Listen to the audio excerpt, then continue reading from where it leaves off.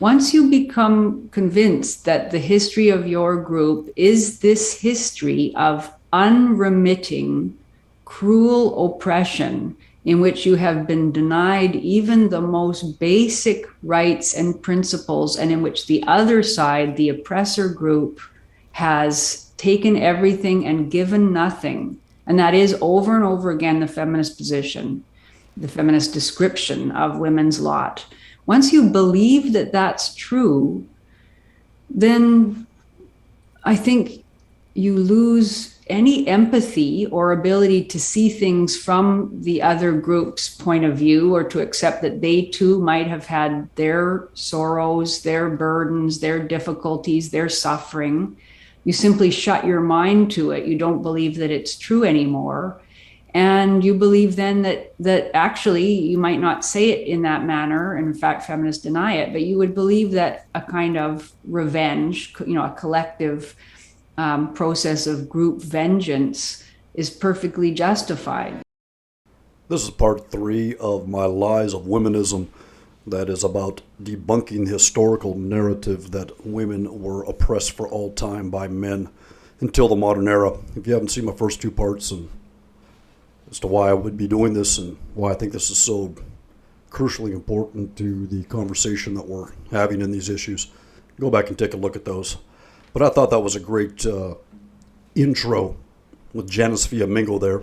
She's an anti-feminist from Canada, a retired professor of English or literature, I believe. Does a great job. I'll be featuring a lot of her work in future videos.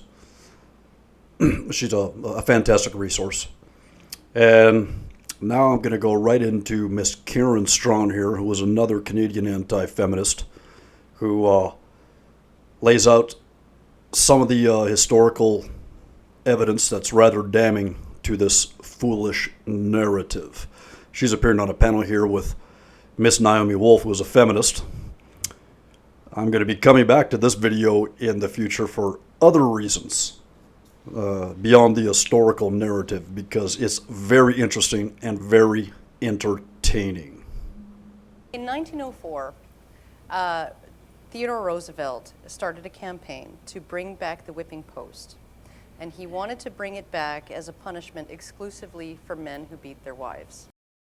This is the actual poster from his campaign. Now, from the information that I gleaned, it wasn't actually, she had a slight mistake there. It wasn't actually from his 1904 campaign for president. It was, I think, from 1888, or maybe a few years after, when he was running for Assemblyman of New York State. But he may have brought it back again in 1904 for his presidential campaign. That I don't know. I didn't do a real deep dive on it. But we can see here from the poster and from what I read, oh, Karen ain't lying. And if he was fined for wife battering, she might suffer hunger or want. Okay, but if he got 30 lashes at the public post, he could still go to work the next day, and he could still support her. Right? Now, we have this idea that before feminism came along in the 60s and 70s, that domestic violence against women was completely socially acceptable. Now, I don't understand how one can come to that conclusion when the President of the United States wanted to bring back corporal punishment, which had been banned, right, in most states at that time, exclusively to punish men who batter their wives.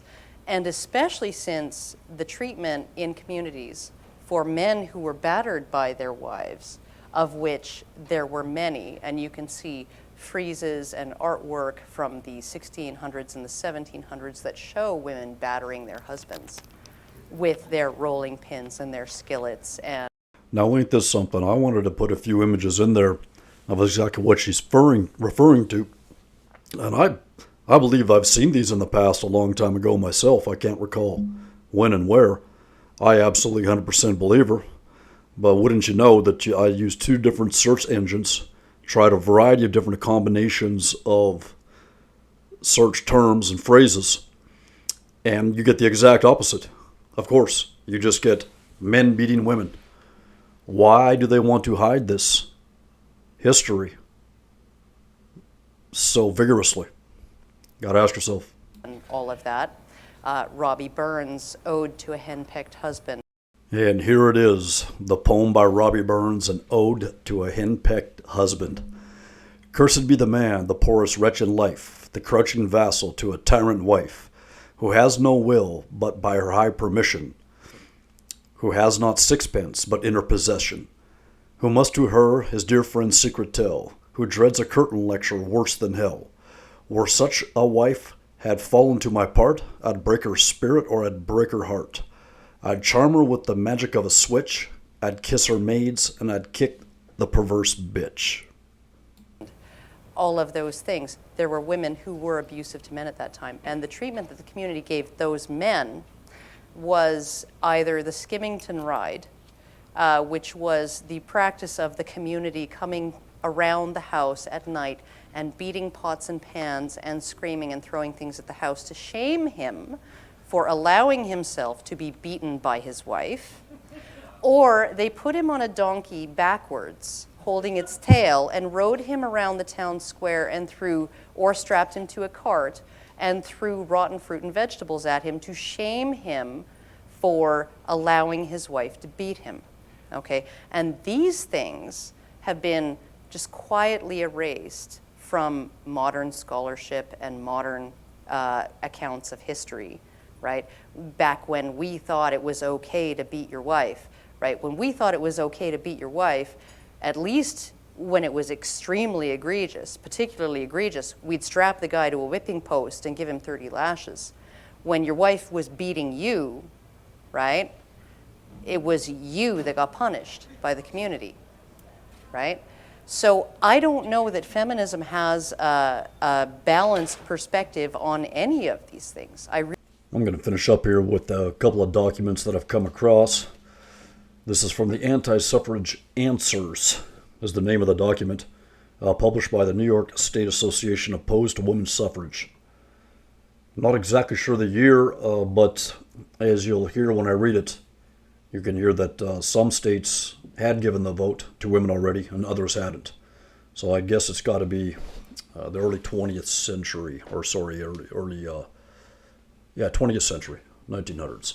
But anyway, suffragists say taxation without representation is tyranny. We say it is folly to use this Revolutionary War cry as an argument for women's suffrage. Men do not vote because they pay taxes. Why should women? Number 2, suffragists say women are deprived of citizenship because they may not vote. We say women are citizens without the ballot, but the state requires a different service from its men and women citizens. Men's political service to the state is counterbalanced by a woman's service in the home. If there were no families or no homes, there would be no state. One service is fully as important as the other. Number 3, suffragists say women belong to the disenfranchised class of criminals and idiots because they have not a vote. We say only suffragettes make such a classification. Criminals have been disenfranchised by statute. Idiots may not vote for obvious reasons. Women's having never been enfranchised cannot be spoken of as a disenfranchised class. Just to interject quickly here, once again, like I covered in the other video on this matter, when you look back and hear the wisdom spoken by these women that was so commonsensical, it really does show a certain lunacy or unhingedness, radicalism on the part of the suffragettes. Number 4, the welfare of children is women's work. Why should not women vote for child welfare laws?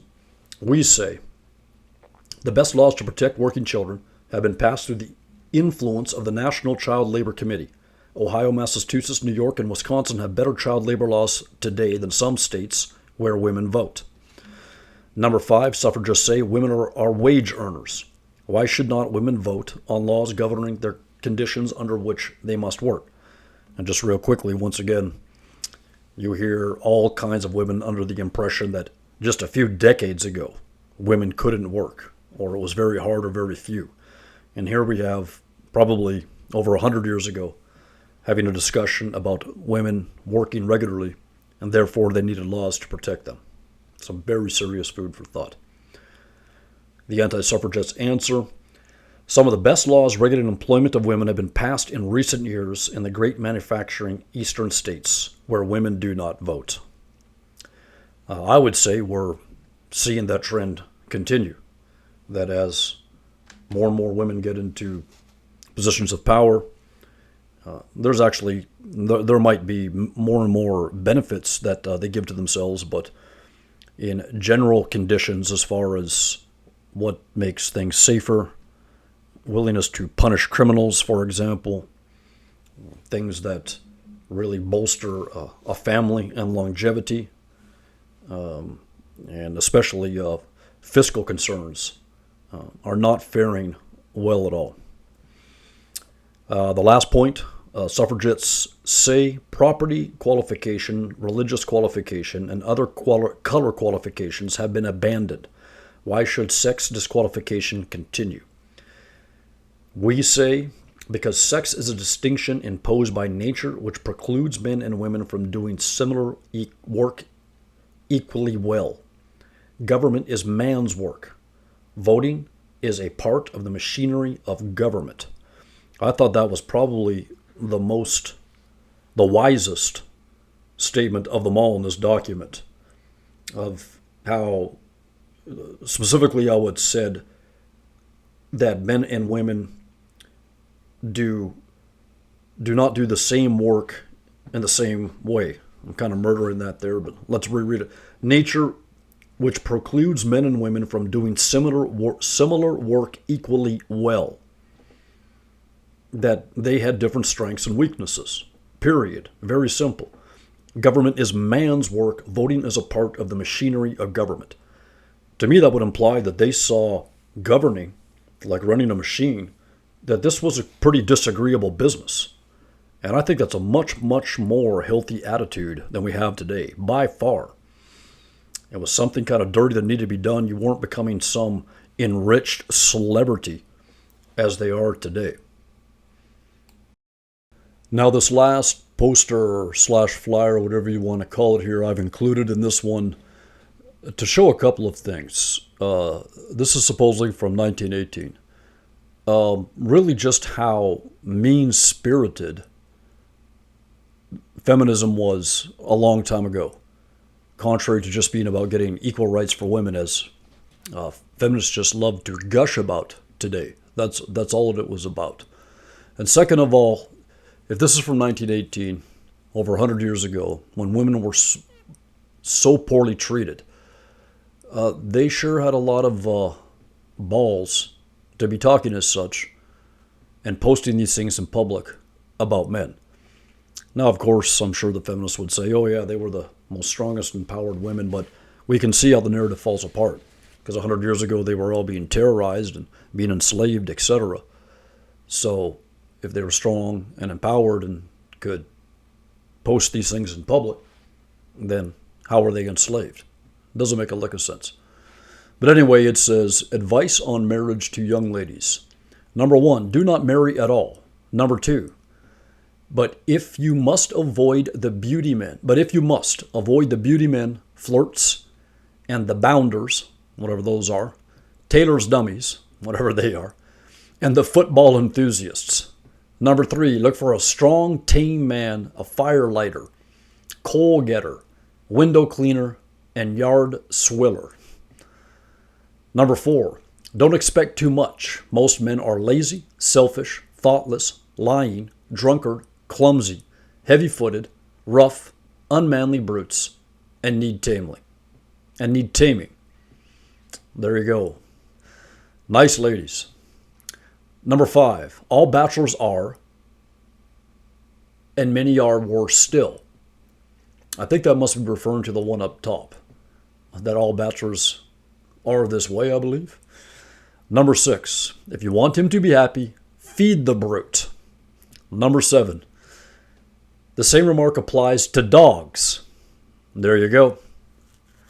Number 8, you will be wiser not to chance it.